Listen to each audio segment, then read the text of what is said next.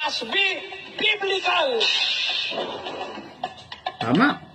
My question is, you said that spirit travels at the speed of light. Is that easy?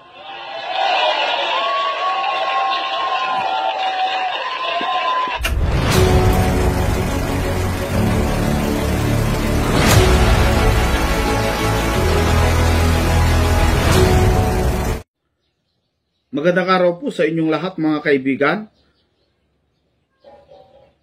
Binabati ko kayo sa pangalan ng ating Panginoong Hesukristo. Meron po akong ipakikilala sa inyo o ipapakita sa inyo na video ng ating kapatid na Eli na debate doon sa Brazil na kung saan maaring ikahanga ng iba pero ang iba maaring hindi mga kaibigan, lalong-lalo yung mga katunggali natin sa pananampalataya. Pero gusto ko pong ipakilala sa inyo ang debating ito kung ano po ang naging kaganapan. Ito ay debate ng ating kapatid na Eli sa isang dayuhan doon po sa Brazil. Kilala nyo ba ang taong ito o napanood nyo na ba ang taong ito mga kaibigan? Ito po yung tao kung saan ito yung kinadebate ng ating kapatid na Eli doon po sa Brazil. Alam niyo po ba, mga kapatid, ito po ay isang ministro ng AG na kung tawagin ay Assemblies of God. Isa siya sa nakipagdebate sa ating kapatid na Eli doon sa Brazil. Pero alam niyo po ba, mga kaibigan at mga kababayan, na pagkatapos ang debate, maaring ito'y ikagulat ninyo o maaring yung iba ay hindi. At maari din sabihin ng iba ay hindi totoo. Pero alam niyo po ba mga kaibigan kung ano ang naganap pagkatapos ng debate? Heto, panuorin po natin mga kaibigan. That spirit travels at the speed of light. Is that easy? Brother Eli Soriano, the man who holds the key that could unlock the biblical Let us be history. biblical. That's my appeal to my countrymen and to the world. Let us be biblical. Tama. My question is, you said that spirit travels at the speed of light. Is that easy? Yes. Do you know how fast the speed of light is? Quem me levou a ter que responder essa pergunta para você? Quem me levou aqui?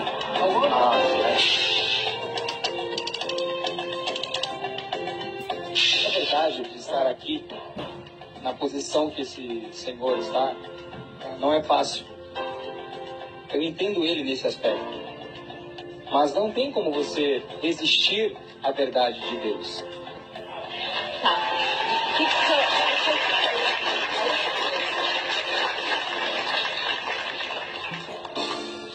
Como dizia, resistir à vontade de Deus é lutar contra o próprio Deus. Eu posso fazer uma comparação entre mim e o apóstolo Paulo. Por quê? Porque assim como o apóstolo Paulo, eu fui perseguidor deste caminho.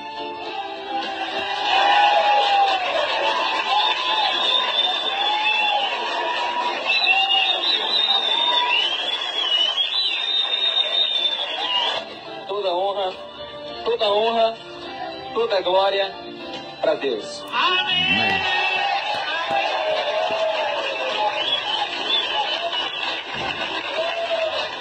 Eu quero agora propor para o pastor José João, ou João José,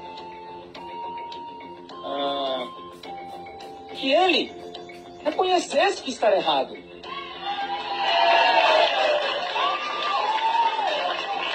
Amen. E por quê?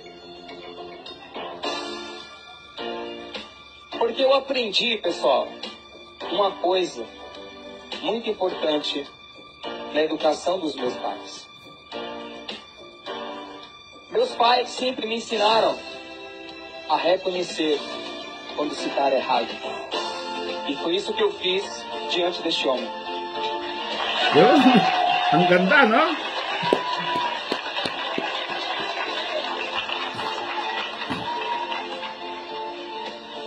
Gostaria já de anunciar que, como pregador, eu estou à disposição da Igreja de Deus para pregar a verdade de Deus.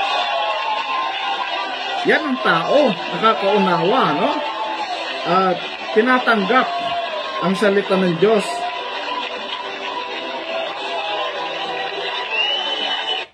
Sana lahat na nakadebate ng ating kapatid na Eli ay ganun eh. Pero yung mga iba hindi tinatanggap eh. No, mga kaibigan.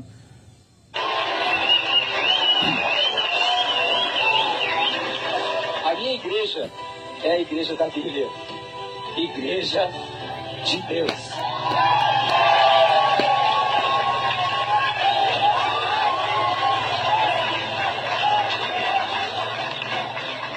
Eu quero agora fazer um convite em rede nacional para todos os pastores.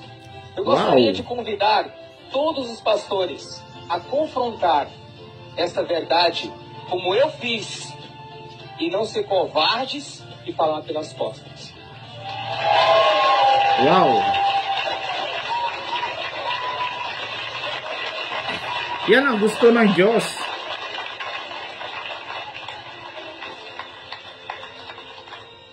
Eu convido todos os pastores a desafiar o irmão Eli Soriano, porque a Bíblia responderá.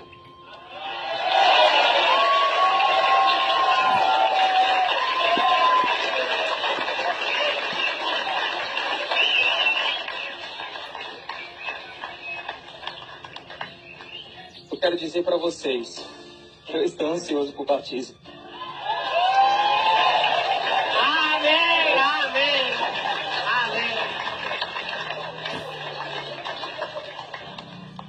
E quero dizer para vocês que assim que houver o batismo, eu vou iniciar uma carreira muito importante. Ajudar o irmão Eli Soriano a propagar esta verdade e a fazer o que está escrito em Tito 1:11. Me permita, vamos ler. Vamos ler. Há uma necessidade muito grande de fazer isso aqui. Tapar a boca. Porque estão transtornando casas inteiras, ensinando que não convém, por torpe ganância.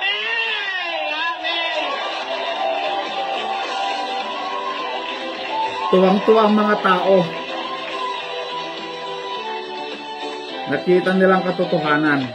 Mas nós precisamos da ajuda de vocês, da oração de vocês. Amém. Amém? Que Deus abençoe a todos. Amen. Tama. Watch him regularly on Ang Dating Daan. Ang ganda, no?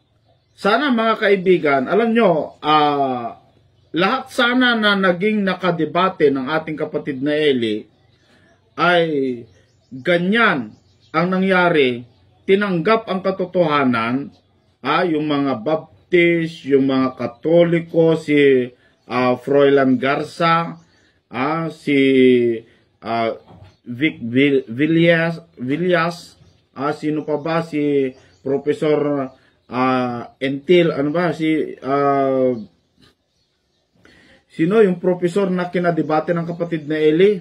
Sana naman mga kaibigan, lahat na nakadebate ng kapatid na Eli, pati yung Baptist, ano? Kung maalala ninyo, yung Baptist na kinadebate ng kapatid na Eli, dyan po sa Tugigaraw. Kung lahat ay tinanggap ang katotohanan, napakasaya at napakaganda sana.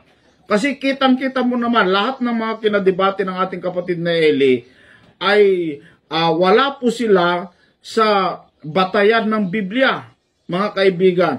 Pero itong taong ito, na kinadebate ng ating kapatid na Eli doon po sa Brazil, nakita niya ang katotohanan, nakita niya ang totoo, tinanggap niya. Naging kasangkapan pa ng Diyos. Alam niyo mga kaibigan, mga kapatid, sa lahat na napanood ko na debate ng ating kapatid na Eli, sinusuri ko kung alin talaga ang tama. Makita mo naman na talagang totoo ang sinasabi ng kapatid na Eli. Hindi ko naman sinasabi na ang kapatid na Eli ay wala siyang kamalian. Lahat naman ng tao nagkakamali mga kapatid. Pero iba kasi yung nagkakamali doon sa talagang minamali. Ang mga iglesia katolika, mga kababayan, at ang mga ibang iglesia, ibang mga denominasyon, alam na nga na mali, itinutuwid pa at ipinaglalaban pa. Isa lamang ang nakita kong mangangaral, mga kababayan, na nakakita ang kanyang kamalian, tinanggap sa publiko. At yan lamang po ay ang kapatid na Eli, mga kababayan. Dito ipinapakita na meron po siyang kahambulan na walang ibang totoo kundi ang Panginoong Jesucristo. Alam nyo, ulitin ko, iba yung nagkamali, iba yung talagang minamali. Tulad na lamang po ang Iglesia Katolika. Hindi po tayo lalayo doon, mga kababayan. Pakinggan ninyo ang isa sa mga sinabi ng isang pare na talagang maling-mali, pero itinutuwid. Heto, mga kaibigan, panoorin natin. Ang panahon ng Kwaresma ay ipagdiriwang natin kasama si San Vicente Ferrer na ating patron. Ang panahon ng Kwaresma ay pagkakataon upang balikan natin ano talaga ang ating pinagsimulan at saan tayo patungo. Pangkaraniwan nating sinasabi, tayo ay galing sa alabok at babalik tayo sa alabok. Pero parang hindi naman talaga tama iyon.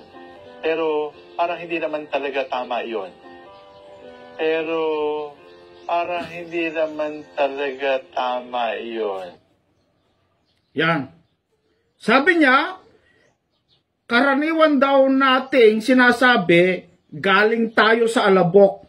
Sinasabi din yan ng mga pare, mga kaibigan no? Na ang tao galing sa alabok.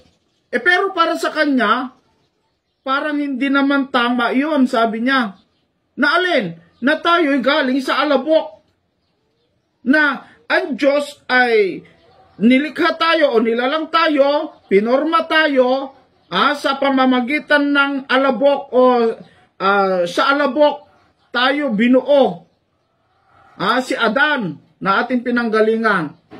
Pero itong paring ito, yung kanyang isinasabi, mali doon sa Biblia. Mali. Hindi lamang po siya nagkamali, kundi talagang minamali na nila. Tuloy natin. Sapagkat ang totoo po, hindi tayo galing sa alabok. Yun. Hindi tayo galing sa alabok. Tayo ay galing sa pag-ibig ng ating mga magulang. Tayo ay galing sa pag-ibig ng Diyos. At tayo ay magtatapos ng kwento natin dito sa lupa, kasama pa rin ang pag-ibig ng Diyos. Sapagkat siyang nagsabi, walang makapag-iwalay sa atin sa pag-ibig ni Jesucristo para sa ating lahat. Anong itinuturo sa atin ni San Vicente na maaari nating gawin si San Vicente daw pamantayan sa panahon ng Kwaresma? Yun po ay itinuturo sa atin ni San Vicente.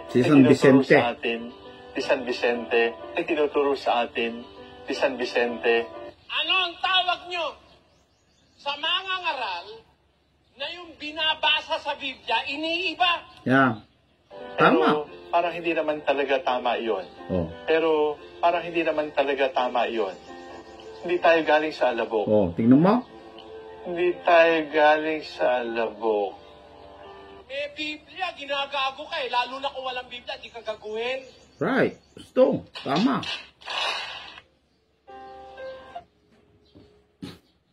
Tignan nyo mga kaibigan, mga kababayan. Hindi daw tayo galing sa alabok. Pero sa Biblia, mga kapatid, pero alam nyo mga kaibabayan, kahit ang mga pare naniniwala na tayo'y galing sa alabok. Siya lang ang hindi siguro. Pero ewan ko, kung talagang minamali niya, hindi naman siya nagkamali. Talagang minamali nila. Sa Biblia, mga kapatid at mga kababayan, napakalinaw po sa Biblia na ang tao pinorma ng Diyos sa alabok ng lupa. Pinorma ng Diyos ang tao sa lupa. Ito, gusto kong basahin sa inyo dito po sa Genesis chapter 2 verse 7. At nilalang ng Panginoong Diyos ang tao. Saan? Sa alabok ng lupa.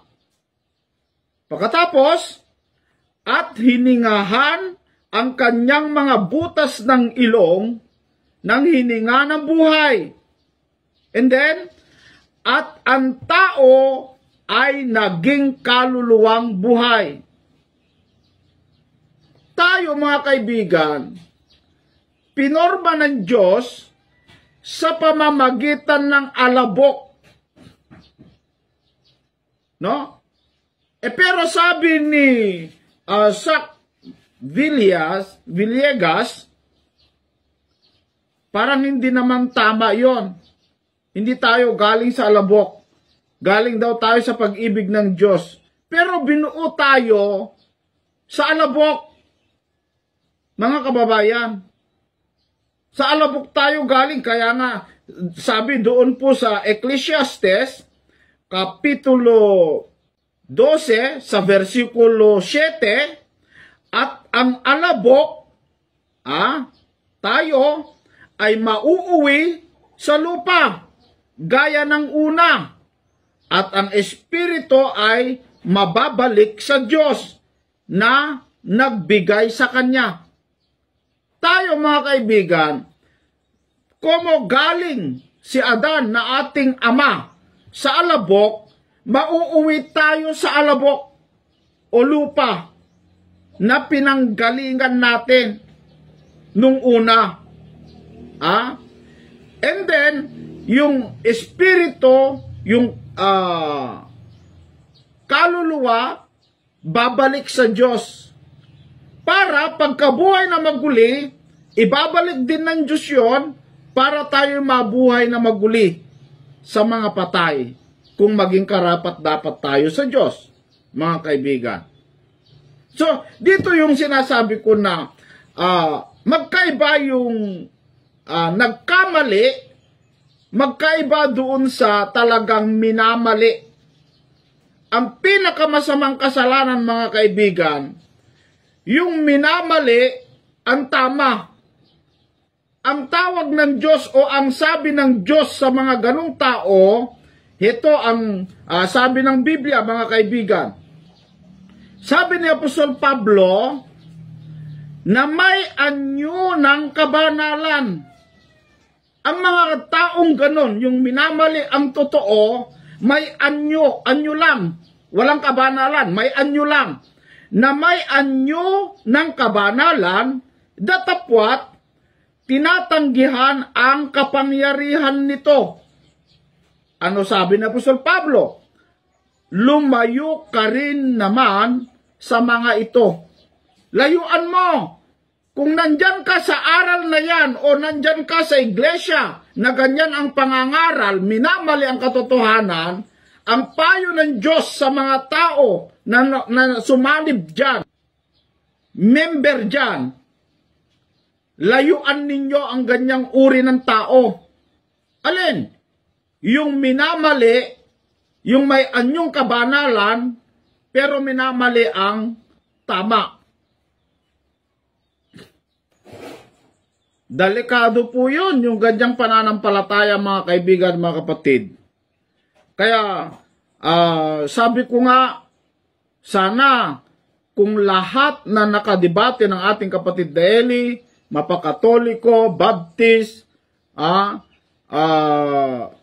kung sino-sino pa, mga oneness, mga kaibigan, ay tumanggap sa katotohanan, katulad ng ating ipinakita na kinadebate ng kapatid na Eli doon po sa Brazil, na nakita niya ang katotohanan sa kapatid na Eli, ay tinanggap niya ang totoo at ipinahayag niya at naging kasangkapan ng Diyos para sa mabuti.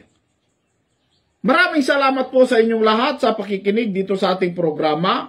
Naway nakapulot kayo ng mabuting aral o katotohanan dito sa ating programang Expose the Truth.